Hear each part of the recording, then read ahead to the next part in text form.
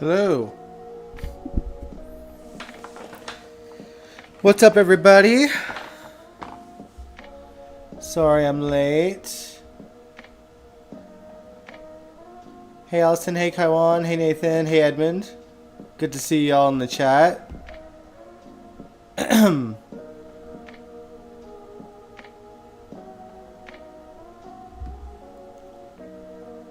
Allison, you said your favorite part was Carly letting Sunny in on the big secret. Yeah, I'm glad that's out in the open now, too. Molly is a brat. Violet and Sasha were cute. You said you're on the fence with Ava this week, but Carly was on fire. Jason is a crappy father trying to leave again. All valid points. All valid points. But what's up, everybody? Welcome to General Hospital MV, my GH after show. I hope you guys had a good week. Mine's been up and down. I've been like slightly under the weather, just like mostly like stomach stuff. Like, I don't know. I think I ate something that didn't agree with me, and I've just been dealing with that. It's not super jarring. Sort of that's TMI, but I'll be real with y'all. But yeah, it's other than that, it's been like a pretty decent week. I got to see my drummer AJ perform last night, which was really cool, in his other band. And actually last weekend I got to see my bass player Rob play in his band too. So good times this weekend. And my favorite brassy boys, Brass Tactics, who are like a local like brass band that kind of just make their way around Edmonton and play. Had their album release party on the weekend too. So it's been a busy one. A very busy one, but a very fun one too. Also, it is the 1 year anniversary of when I put out my single Madness, which is like crazy because it feels like it just flew by. So that's fun. I've just been kind of taking that in and just seeing how far. Sorry guys, I gotta adjust my camera for a second. But yeah, just seeing that it's been a year and how much I've done in that year. You know, I put out the single, and then I put out another single within the year too, and I've performed at 2 different places so far with a band. So all that's just crazy to just even think about. Hey SLJ. Ooh.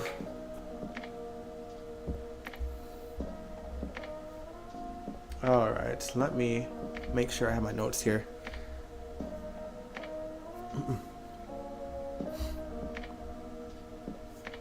Do.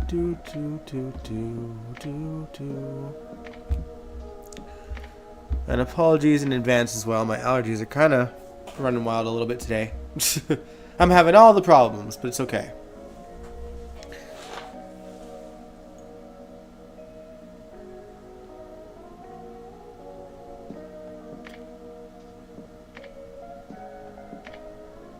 Connie said, I'm finally glad I'm thinking of making Brennan. What? Sorry? What about Jagger or AJ? Hey, Angel.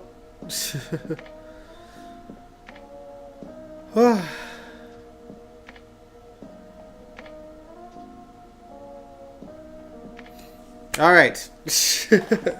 Now I've somewhat got my bearings, although I forgot my water back there.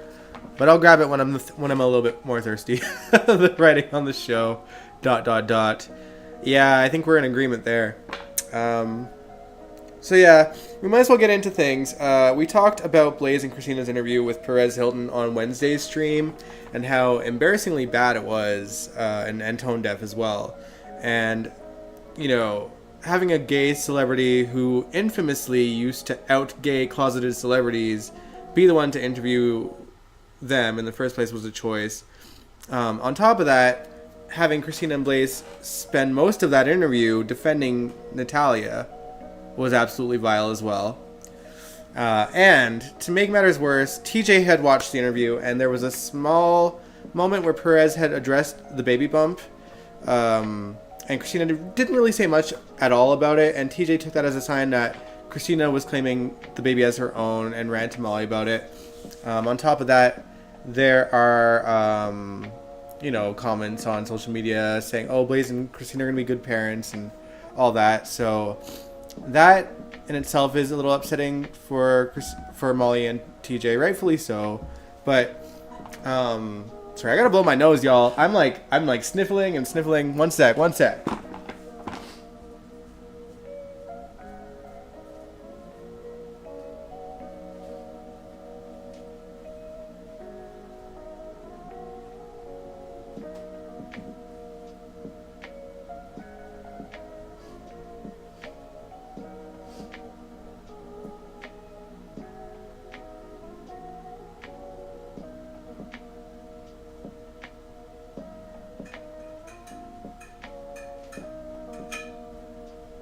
Sorry, y'all. I was getting on my own nerves. And I got my water. Alright, so hey Sandy. Christina's crazy on this baby. So yeah, I don't know what the game plan really is with the story, but on the outside, that part of the interview didn't strike me as staking a claim to the baby. Like, even from my perspective, if I were in Christina's position, and I hadn't discussed the interview with my sister in advance and had a clear head, like, let's assume that Christina's not baby crazy. Let's just assume that this is just what happened. I wouldn't feel comfortable talking about my sister's diagnosis without her permission, and would have kept things very cryptic as well, I think. But the only difference that I maybe would have made was to at least say that I was a surrogate for someone, so that they wouldn't assume it was my baby. But also, this was really Christina's first time dealing with like a Hollywood type of situation. So she could have just been easily flustered when having to think on her feet quickly. So I still would say it's forgivable. Molly, on the other hand, does not feel that way and brought papers over for her to sign, basically giving up all parental rights to the child, which is something that she would have to sign anyway, given that she is a surrogate.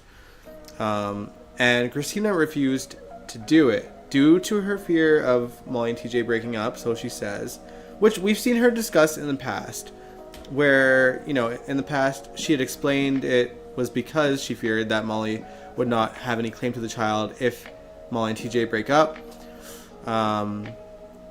She didn't really mention that part to Molly when Molly confronted her, and that's where the problem is. So, I mean, I know people are like assuming Christina is truly baby crazy, and maybe she is. There's certainly signs that she's really caring about this baby, and I think that's probably like a normal part of being a surrogate, is that you still get like the hormonal stuff and wanting to love this baby, but it's just like part of what you have to let go. But and also, I wouldn't be surprised if they really truly make it that Christina is in fact baby crazy and wants to keep the baby to herself and all this stuff, even if Molly and TJ weren't in danger of breaking up. So, like,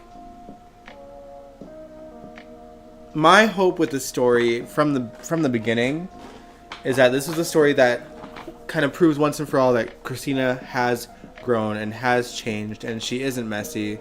But given the way that the writers have sort of taken a lot of characters and reverted them back to who they were before they experienced growth over the years, it wouldn't surprise me if they just make Christina just a hot mess again and try to steal her sister's baby and all this stuff. Like, it is frustrating. And on top of that, we know that Rick Hurst, who played Rick Lansing, Molly's dad, is on his way back to the show. So we know he's a lawyer. He's also Molly's father, meaning that she's probably going to go through something where she requires her father as a father and perhaps as a lawyer as well. So at the very least, we know that things are probably going to get uglier as they go on. I'm annoyed that there's like a 90% chance that they're going to just have Christina be messy again. I just... and it's just repetitive at this point. Christina been acting flip-floppy. Exactly. Like, we don't know. It's like there are signs that they could make her baby crazy and want to keep the baby for herself, regardless of what happens with Molly and TJ in the future. But at the same time, they're keeping it cryptic enough that, like, we could still hold out hope. You know what I mean? Nathan, you said, as much as I love Rick Hurst, as Rick Lansing, they better not screw this and Lucky's return like they did with Jason.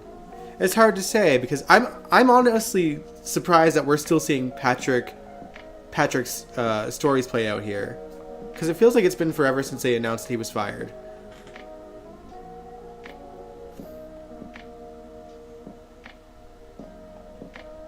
Mary said, I love Carly on Friday's show. TJ, Molly are losing it. Yeah, Carly was pretty badass. We're going to talk about that soon, very shortly. But yeah, also, Natalia had stopped by to thank Christina for giving her the grace that she was given during that interview, and witnessed some of the drama transpiring between Molly and Christina. We'll see if that turns into anything. Maybe she'll take it back to Sonny,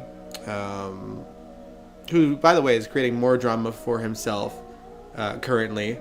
Probably because his pills are presumably now placebos. We don't know how far along he was in his meds, his last sort of, pack of meds, and where the placebos will begin. Maybe it's already begun. We don't know. But I think he's been out. He's been out, but like we're still seeing him listed as the head writer. So we're probably in that transitional phase, but I don't know.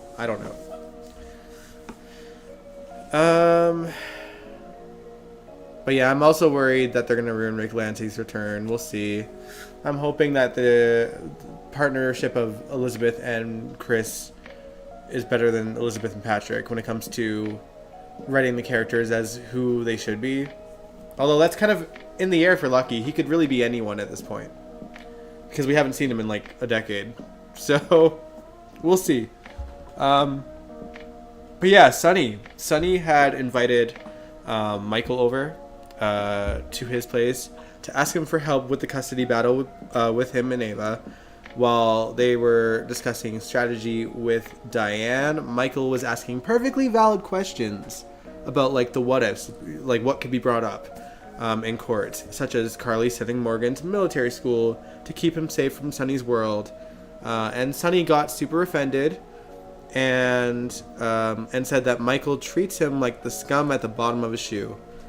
I'm sorry, I'm just going to turn my mic up. I didn't ask if you guys can hear me, but I had things set up differently for my mic because I was recording some music earlier. But yeah, personally, I'm just surprised that Michael didn't bring up the fact that he got shot in the head while being at Sonny's place of work. Because I feel like that would be like the thing that would worry me for a custody battle, like his kid getting shot in his presence. And also, he ended up in like a coma. I don't exactly know how long it was, because he went into that coma as a 12-year-old boy, and he woke up as a 17-year-old teenager within the span of like a year. So I don't know. Yeah, Michael only told Sonny the truth. Yeah, and Sonny flipped his shit over it. So like, Michael was over it and he left. And Diane put him in his place and told him that if he doesn't get a hold of whatever's got him, he has no chance in hell of getting custody. And I'm glad that Diane kind of told it like it was. But yeah. Carly stopped by later, by the way, to warn Sonny about John Cates gunning for him because of what she had seen transpire between Jason and Jagger, which we'll discuss right after this. But I wanted to bring this up because Michael comes up in their conversation, and Sonny wants Carly to speak for Michael, or speak to Michael rather, on his behalf, and explains what went down, or his version of it, I should say. And Carly points out that he has no one left to fight for him because he's either pushed everyone away, claiming that they've betrayed him, or they have walked away because they can't stand how vile he's been lately. And she asks, who do you have left to fight for you? And he's like, you. And Carly's just like... and I loved it because like Carly's like pretty like distraught about it, but she's like, you stood in this room and you told me that I was a traitor and you don't want me in your life. That's how you want it. That's how it is. And she just walked away. And I'm so glad that she did that and she stood firm on that, because, you know, we've spent however many years watching people be Sonny apologists for so long that it's nice that they're like standing up for themselves and being like, you need to change. Although granted, this is mostly the pills doing the work of making Sonny way more volatile than he used to be.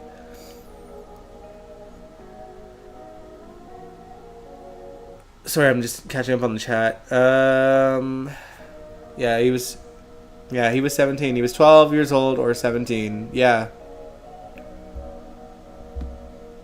Yeah, he aged 4 years within a year, so I don't know. Between Sonny and Malibu Ken having these tantrums, I love that people call Jagger Malibu Ken.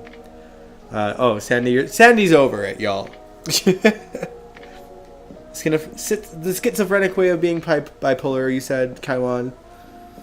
Nathan, you said, I read on Errol Louis' Twitter. Who's that? That Patrick and Elizabeth's writing will last until mid-August. Ugh. It'll just be Elizabeth Courtier unless there's another change. Well, that's the thing. During the Emmys, however long ago it was, Ali Mills let it slip that Chris was the head writer again with Elizabeth. So we already know that he is.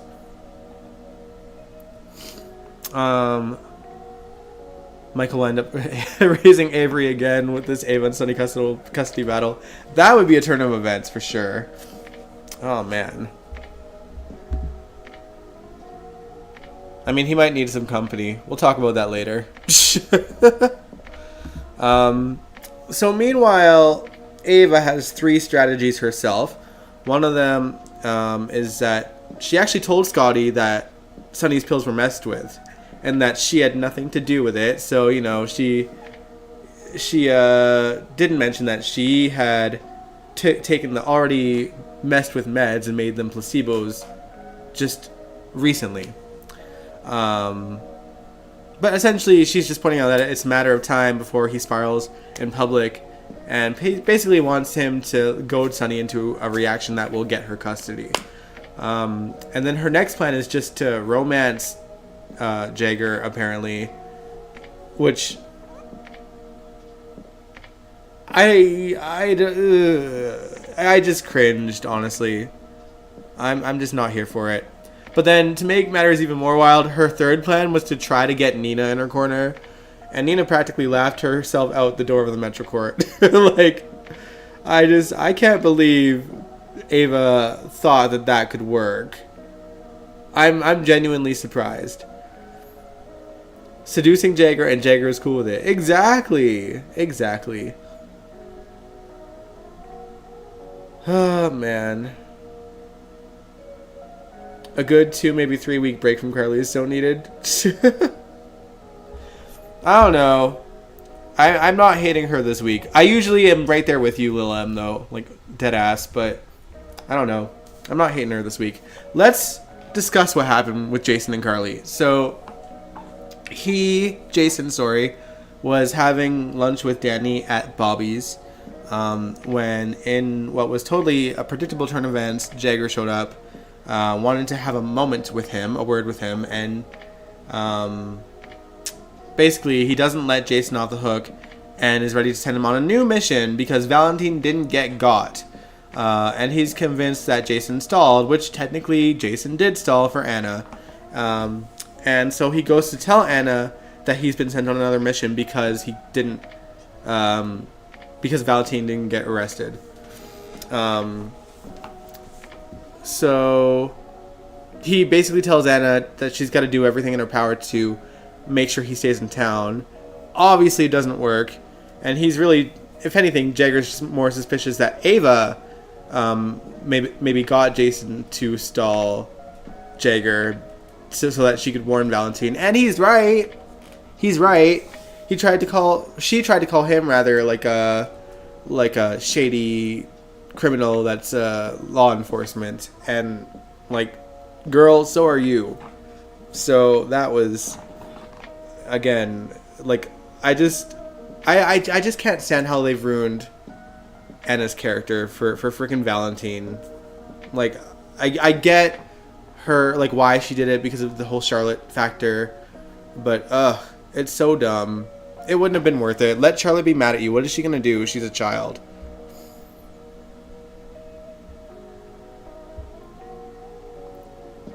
Jason needs to think more about his kids than Carly and her kids. Yeah, I agree. I get he feels guilty for having Carly having to show up to the meeting, but please let her go to prison. She'll get out. Exactly. Taiwan, you said, I think they ruined his character for Sonny so they can make something they make hard. It's ridiculous true. Okay, don't bring in politics to this conversation, Kaiwan. Seriously. It's annoying. Alright. So, let's... let me see. Nathan, you said Jason is staying because Carly did the exact opposite of what he asked. Yeah, okay, let's not jump ahead of ourselves. Let's talk about how we got there. So, yeah, I'm not here for a Charlie romance. So Jason tells Carly about what happened and basically has to talk her down from turning herself in before he gets ready to get on a bus. And he did convince her. And then Jason goes to the bus stop and shares a tearful goodbye with Danny. Wonderfully acted, by the way. I was impressed with the little boy. And then Carly, she sees Jagger at the Metro Court. Or no, knowing that Jagger was staying in the Metro Court, she decides to evict him and kicks him out. She's like, I can't do anything about what he's doing to Jason, but I can at least make sure he's not staying in my hotel. And so Jagger is already at the hotel visiting Ava. They're making out in her room, and he wants to go back to his room to get drinks, or his own drink, because she doesn't have anything but martinis in there. And his key card no longer works. He goes downstairs to talk to the desk clerk, and Carly steps in, and she's like, as of now, you're no longer staying in my hotel. Your bags are already on the outside. And he's like, I thought we were friends. And she's just like, she basically just like calls him out for working with, or forcing Jason to work with the FBI, and using Carly's mob meeting to have him do his bidding,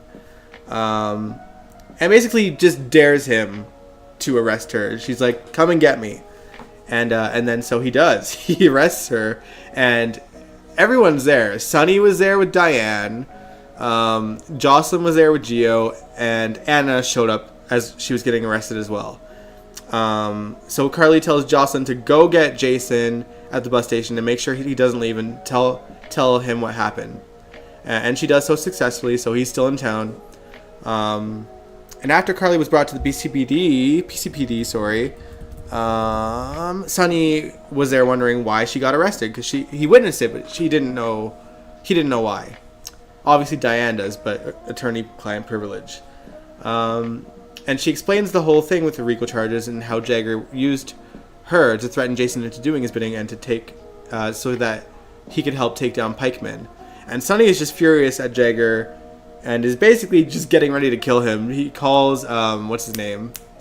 Brick, to get Jagger's location, and he's like pulling out his gun from his office, and it's a whole thing. Now, obviously that's not going to go well for him. Michael's way to help his mom is to use Nina's connection to McConkley, the man that's in Congress that Drew is going to take over for, to try and get his mom off scot-free. I'm surprised he didn't just go to Drew about this. It's slightly less awkward getting his mom's former boyfriend and also his uncle to put in a favor than the woman who blew up Carly and Sonny's lives, I think. Although, to be fair, his wife is thirsting over Drew currently. and his washboard abs. They had a scene. Hey, Mecob. They had a scene at the boathouse where Drew was just going for a swim while Willow and Wiley are getting ready for Michael's surprise, like, dinner at the boathouse. And she's just, like, eyeing him up and down, like, ready to pounce.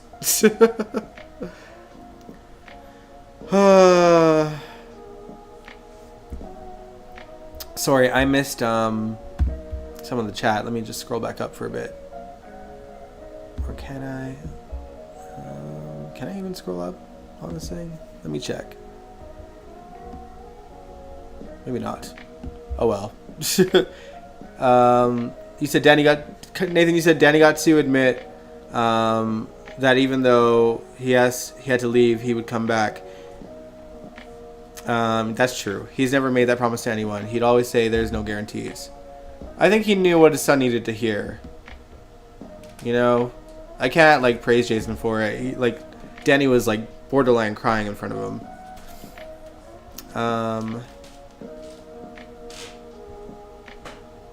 What else?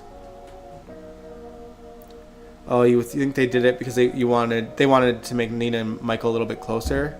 I don't think it's necessarily gonna make them closer though.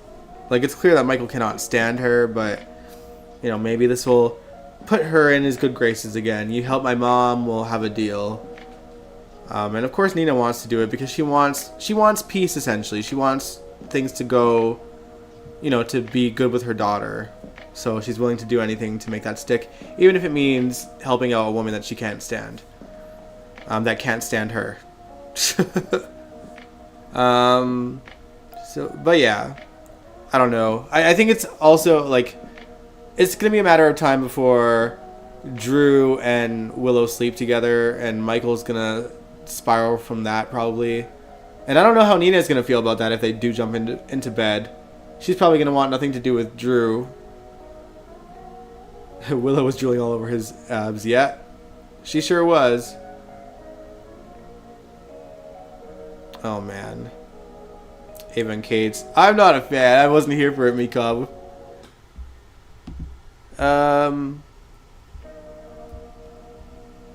Alright, what else? Oh yeah.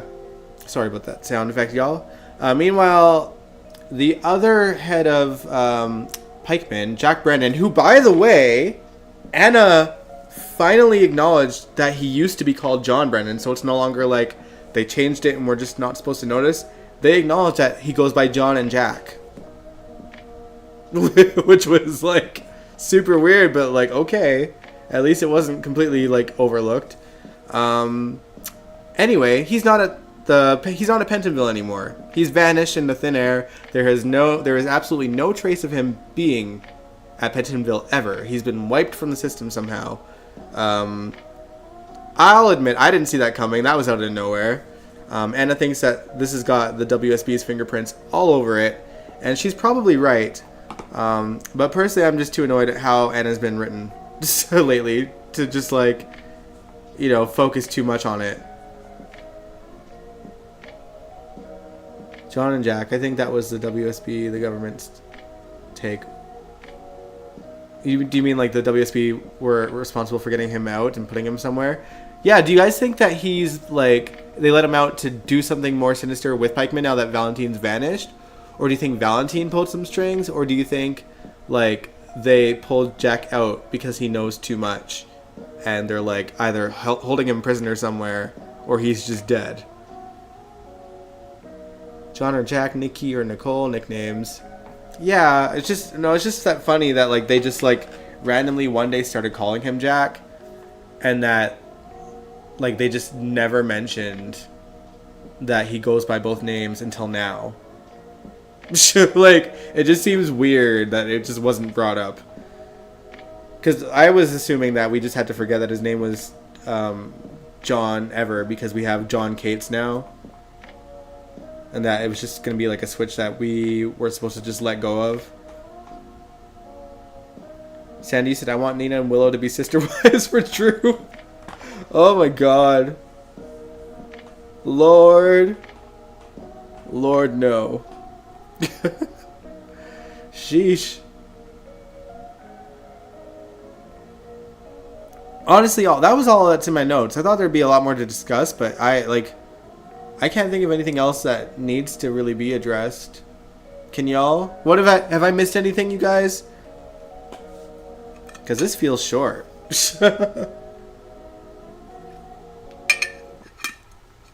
But we kind of flew through all that. Give me 1 second, y'all. I need to blow my nose again. I hate allergies. They were fine all day until I pressed live. my luck. My luck.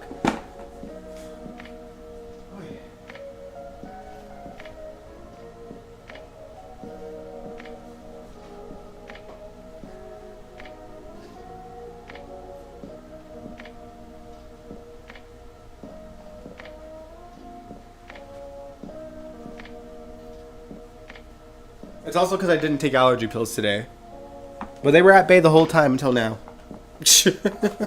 Sorry, y'all. But yeah, like, did I miss anything? Oh wait, no, I did miss something. Sasha and Violet's scenes this week. They just had like a moment where she was just kind of checking in with Violet. You know, Violet feels lonely. She doesn't have her dad with her. She's sad that her grandpa's gone. She's kind of acknowledging that she feels like she shouldn't feel this way because there's so many people surrounding her. There's lots of kids around. There's lots of family people that care about her, including obviously Brooklyn and Chase. I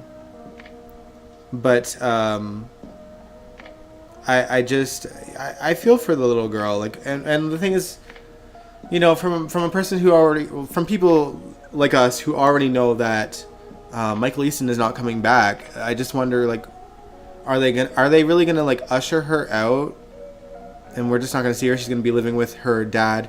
He's just gonna move from Port Charles, and maybe that's just how they get her out.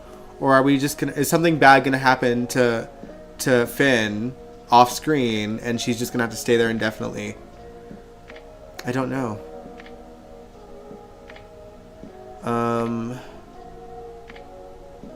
Angeli said Michael and Willow didn't have the guts to tell Chase to his face that they wanted to be together, so she married Chase because Chase was sick but slept with Michael. The Lamb, you said Willow downgraded from Chase to Michael. Preach! I to this day I'm so bitter that they really went with Michael and Willow when they had like a perfectly great couple in Willow and Chase. They were adorable, and Michael just I am of the belief that for whatever reason Chad duels Michael when it comes to women. It's just bad luck. He just ruins the characters. He just ruins them. And then they end up being much better once they break up with him, unless they die, which is like, that's like the 50-50 shot. They either die, or the lucky ones that get out without dying, like, thrive. Or become more interesting characters once they're away from him. Angel, you said, I don't know why people are surprised Willow cheated as she did before. I mean, yeah, she did. It's just like the circumstances are just a bit more weird surrounding it. Because, like, I can understand, like, well, Michael and Willow were slowly falling in love. I think Willow and Chase were kind of on a bit of a break of sorts. But, like, once he was sick, she got back together with him because she knew he was dying, and all that. There's, like, weird stuff surrounding it. So it's like, I'm not surprised that people are surprised that she cheated. But they've just written, like, her to be so, like, all in with Michael this whole time that, like, it is a little bit jarring. So I can get it. Will the show be better if Michael died? Maybe. I think the woman that he is with would be better off without Michael, period. Sandy, you said you loved Sasha and Violet. Yeah, I like those scenes too. They bonded. You know, Sasha was willing to teach Violet how to cook certain meals and be her apprentice. And she, like, calls her, you could be, like, my cool grandma. And she's like, can I just be the aunt? Like, oh, you know, I like that scene. It was very cute. It was. Willow is the only one still alive. No, he dated Sasha too. Michael dated Sasha. She almost died. You know, she got hooked up. She got addicted to pills.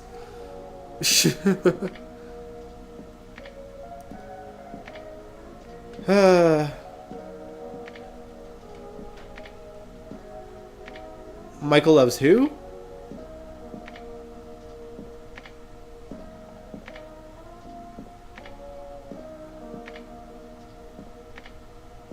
Willow and Chase were boring, but they weren't bad for each other. I liked them. I thought they were cute.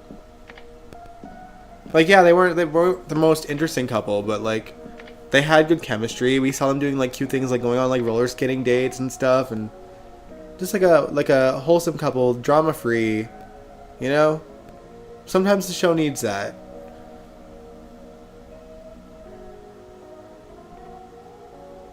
Kaiwan, you said Violet is going to be the new Emily. Trust me. Oh, I mean that. I mean maybe. I'm worried that because whatever is happening to Finn is so up in the air. Mary, you said thanks for doing these after shows. You're welcome. I'm happy to do them. Meek says, where is Cyrus? Good question. He has not been seen since he went on record with Anna about what Sunny did to him. And he's just not been seen ever since. I am definitely curious, like, if he's just off the show, or if they plan on utilizing him again, or if his story is just done and he's just off screen now. Angel, you said, when Sasha was sniffing snow, I thought she was going to the upper room like Michael's other girlfriends. Yeah, like, honestly, it was scary, but she survived it. I think largely in part because of her relationship with Brando. Like, Brando saved her, and people liked them as a couple, and it really worked. But may Johnny rest in peace, by the way. But yeah, I don't know. But she certainly got to, like, I like that they had that story with her, because as bad as what she was going through was, like, she really, like, Sophia, who plays her, really got to put out her acting chops and play this sort of wild party girl that was going to sleep with Cyrus and all this other stuff. And, like, obviously it was the drugs, but, like, it gave the character some layers, and then we got to see her fight that battle. They really gave her meaty stories once she left Michael, is what I'm getting at. Whereas with Michael, she was essentially just the arm candy with not much of a personality.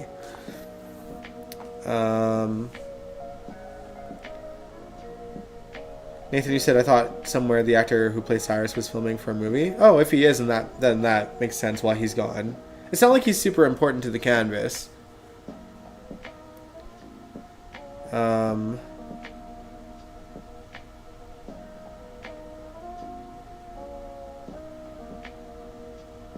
think they're waiting until they can bring back Heather, so... Do you mean Silas or Finn, Kaiwan? Sandy said, I'm ready for some Spinelli and Jason scenes, and Spinelli with Maxie and kids. Yeah, I miss seeing Spinelli and Jason together. Weren't they kind of talking about that Spinelli's involved with Jason in the story in the summer? Or was that just like Sam and Spinelli, like, working to get the evidence that the FBI was holding over Carly, which didn't really involve much of Jason at all? Because that's sad. I want to see them share scenes. Jason and Spinelli, come on. The broskies. Angel, you said they really put Sasha through it, Yeesh. They really did. But honestly, we got to see the actor, cook. And we got to see her grow as a character and really kind of become her own person. And build a new relationship with someone else as well. So it's I'm glad, because it also was an interesting story for Cyrus. It did bring, like, this sort of umbrella story of, like, an opioid crisis happening in Port Charles. People were overdosing. It was a story that involved the hospital too. I liked that she was in that story. As rough as it is to see someone go through that as well.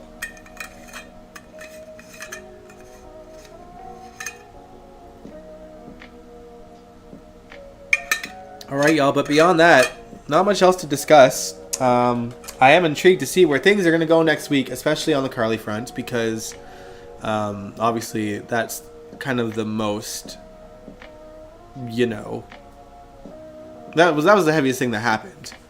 And, you know, things are at stake. I think personally that somehow, I don't know how it's going to get there, but I think that evidence is going to disappear from the FBI's locker or wherever.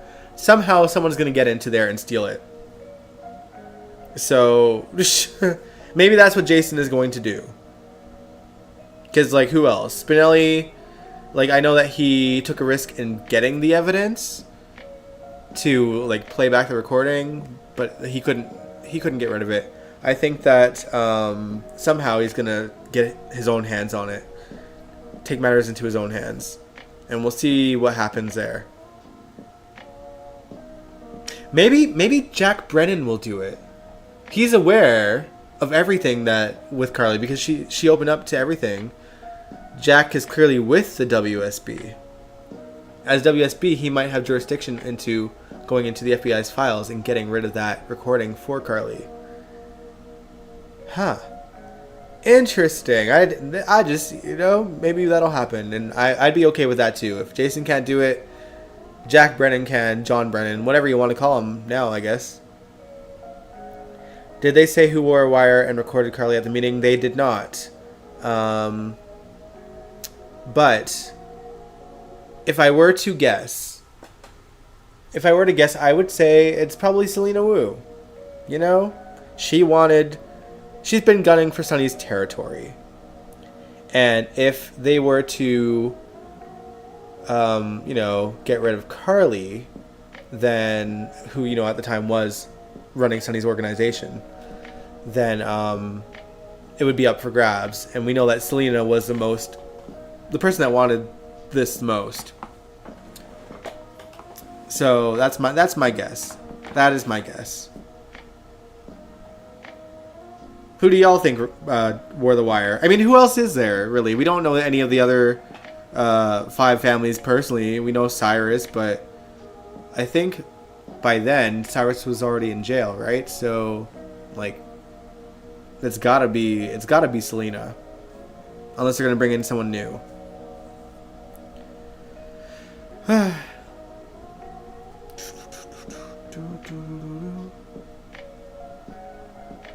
Brad wasn't there though, was he?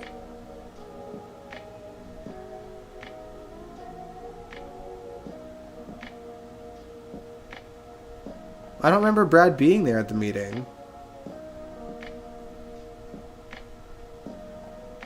Cyrus was at the meeting too? Oh, maybe you're right. But I don't think it was Cyrus. Because I mean, unless they changed the story, but like I think he would have already discussed that on screen at some point. Since they had him, like, I mean, Laura was like, "Are you willing to testify against Sonny?" What better thing to bring up than, like, proof of Sonny having an organization in the first place via Carly? So, I don't know. Why don't I remember Brad being at the meeting?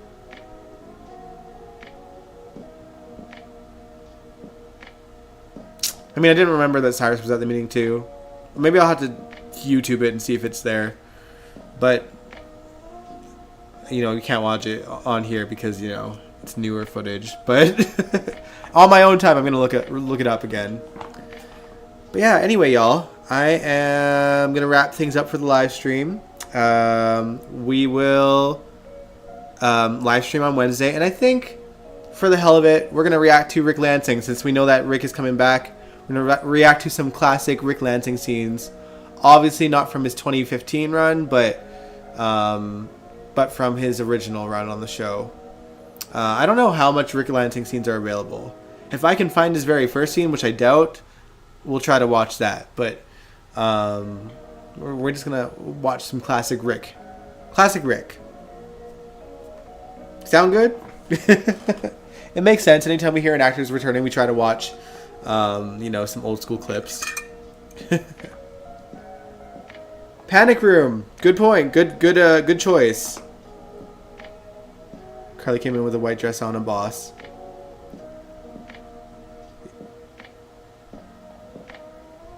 Can I get some of Rick Lansing from when he first came in when he was married to Alexis?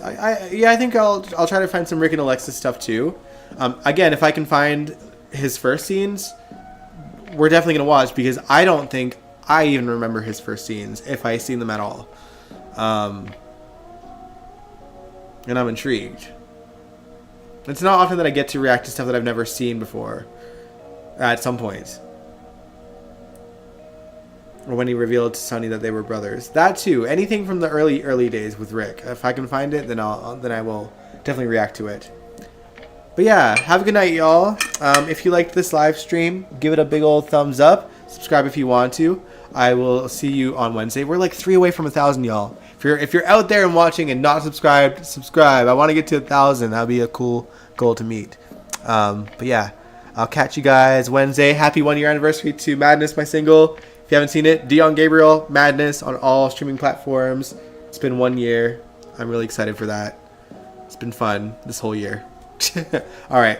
Catch you guys on Wednesday.